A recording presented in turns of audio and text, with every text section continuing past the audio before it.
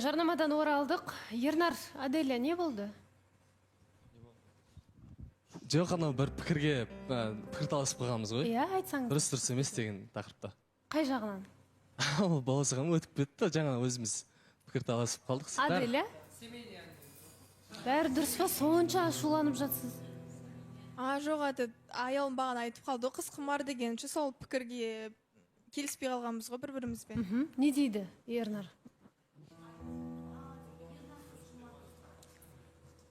Айтсаңызшы, енді ортадағы болып жатқан сөз ғой. Жоқ, сол енді қыз құмарлық деген сөз дұрыс емес деп айтып жатыр. Ал мен айтып жатырмын, аялым бір кісіме алдында салыстырып отқан сияқты депші, үміткеріне бір сыйластықты көрсетіп отырған жоқ деген сияқты. Сұрақ қоя кетсем осы орайда. Алан, қош келдіңіз. Сенейік, жақсы. Қош келдіңіз. Қош көрдік. Енді аялымды қарап келгенсіз деп ойлаймын. Алдыңғы үміткерлеріне 101 гүл деген секілді сұрап кетті ғой. Негізі аялым материалдық жағдайға қатты қарайтын қыздардың бірі десем де болады. Алдағы уақытта сондай каприздерін көтере аласыз ба? Бұйырған ғой. Баласа ханым, мына жақта енді жаңа Айжан айтып кетті ғой, жағалап жүр деп. Сол бір пікіріне жауап бере кетейін. Айжан, бұл жерде жағалап жүрген мен емес, жағалап жүрген Шерханды сен.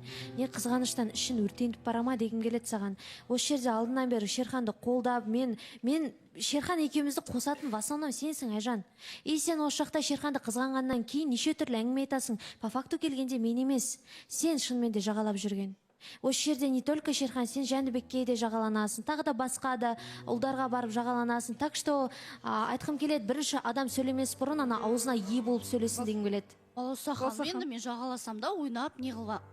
Ойнаймыз ғой енді құрдас болғаннан кейін, бірақ мен жағаласам да жарайды, жағаладым, но жағаласам да мен жаңағыдай тізесіне ешкімнің жатып жүрген жоқ. Мен ешкімнің тізесіне жатқан жоқпын. Сен просто қызғаныштан видеосы бар, маған көрсетті ғой, көрсетсе, сен мына жерде халықтың алдында жер боласың.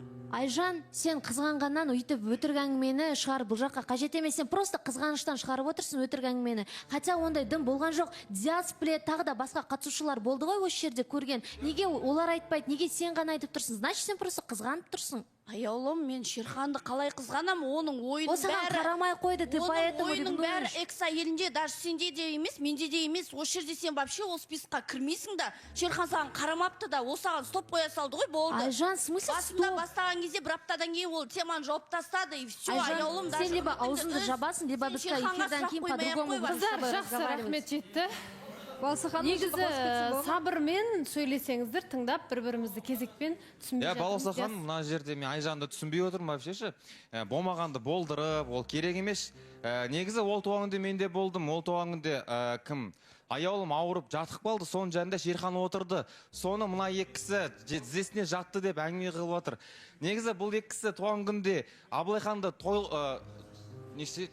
құттықтау үшін емес, бір аңдық берген сияқты деп ойлап қалдым. Менше одан кейін қайтып баратқан кезде де ол мен аялымды өзін алып кеткен болады машинамен. Оның жанында Шерхан да Ғалымжан да болды. Сол тараптан өйтіп асыра сілтеудің керек жоқ деп айтқым келеді. Баласа ханым. Иә. Мына жерде енді Диас өйтеп нараға отырып кино ойнаудың қажеті жоқ. Көрдің ғой рекламада аяу сен шақырып саған не деп жатқанын, өйтіп нарада отырып алып, адамды өтірікші болып отырғанын қыстырмай-ақ қой. Оны ауырған түгі де жоқ ол күні.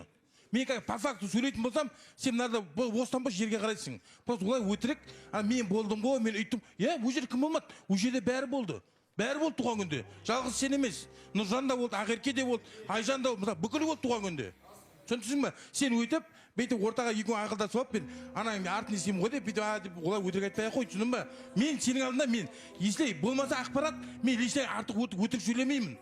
Так что, ойланып сөйле. Менде де сондай әңгіме өйтіп, не істеудің атылуы керек жоқ. Ринат, қызық екенсіз, енді Диас сол көргенін айтып отыр, алып барып тастаған кезде бірге алып барып тастаған Мен басқаға бір бәле жауып, бала жауып жатқан. Айтып отыр, ауырып жатып қалды деп, просто екеуі ақылдасып, ол әңгіме керек емес деймін ба? Ол жерде бәрі билеп жатыр. Шерханның алдында жататын бар да, ол жерде бәрі билеп жатыр. Жақсы, Ринат, рахмет жетті. Былай жасайықшы, шымылдық ашыла ма? Аялым. Ашылады, Шымылдық ашылсын.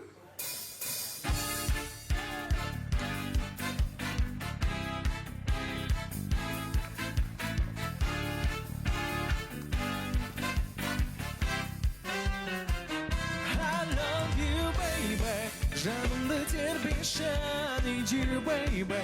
Қасымнан кетпеші, I love you baby. Сөзіме тек сенші, I love you baby. Бағымсың берілген, I need you baby. Қошы тек менімен, I love you baby. Let me love you baby.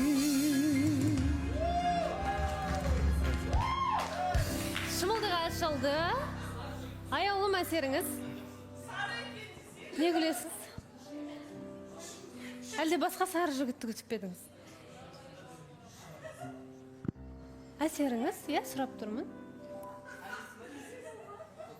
жоқ просто Танитын бе едіңіз? Балсахан, мына жерде Онда қызық екен, енді өзіңіз бірінші рет көрген кісіге шымылдық ашылғаннан кейін күле бергеніңіз. жоқ просто алдында енді гүл келді ғой сары жігіт деп. Негізі ол сары жігіттің кім екенін мен білемін ғой. Мына кісі де сары екен да, просто сап сары екен соған. Содан? Яғни сіз бұл жігітті күтпедіңіз, солай ма аяулым? жоқ баласы. Яғни сіз бұл жігітті күтпедіңіз, солай ма аяулым? жоқ баласы. Енді қалай? Ондай емес. Просто андай сары екен да, сол сарылығының. Сізге сары жігіттер ұнайма қалай? Қыздар қызық екенсіздер, мен алаңнан ұялып тұрмын. Ыржаң, шымылдық ашылды, не болды? Жоқ, баласы ханым, просто Бір болмаса, ең болмағанда, қош келдің айтсаңызшы. қош келдіңіз, иә, ренжімеңізші, просто сәйкестік болғаннан кейін. Қош келдіңіз, иә, ренжімеңізші, просто сәйкестік болғаннан кейін эмоциямды ұстай алмай Қандай қалдым. сәйкестік? Енді алдында Сыртта сөйлесіп жүрген ер азамат бар ма еді? жоқ, сыртта сөйлесіп жүрген ер азамат жоқ, баласы ханым. Сары жігітпен қандай сәйкестік бар? Просто ол кісінің маған жасап жүрген видеолар әлеуметтік желіде шықты да, и маған қатысушылар да жіберген еді сол кісінің видеосын. И ол кісі де сары, мына кісі де сары. Енді аланда сары екен да, соған енді сәйкестік болған үшін енді эмоциям солай шығып кетті. Балсахан осы жерде айтып Ханым, дым ондай емес, жай ғана сәйкестік қой. Енді менде эмоциямды көрсетуге құқығым бар шығар, күлкім келді, күлдім. Эмоцияңыз дәл сол ойыңыздан пайда болып тұр. Бұл кісіге сіз ешқандай көзіңіз түсті деп. Ұнаттым деп айта алмаймын енді. Осы жерден көрдім, былай қызығушылық таныттым бұл қызға. Шыны керек, мен андай бұл гүл жайына мен естіген жоқпын, мен кейіннен естідім оны. Енді саған сұрақ қоя салайыншы, негізі үміткер күтесің бе сен? Иә, күтем. Күтесің, иә? Жүрегім Болды барлығы ғой? таза, иә. Басқа адамдар жоқ қой бұл жерде? Жоқ, басқа адамдар Болды жоқ. онда. Жоқ, алан. Алан, негізі өзіңіздің жеке өміріңіз жайлы сұрасақ, енді жобадан кеткеннен кейін өзіңіз сыртта бір кездесу болды ма қыздармен, қандай өзгерістер болды дегендей. Сырт келбетіңізге қарасам, өзгеріс бар сияқты, сәл толысқан сияқтысыз ба, бірақ жарасып тұр өзіңізге. Эфирден кеткеннен кейін шетелге кеттім жұмысқа. Сол жақта болдым.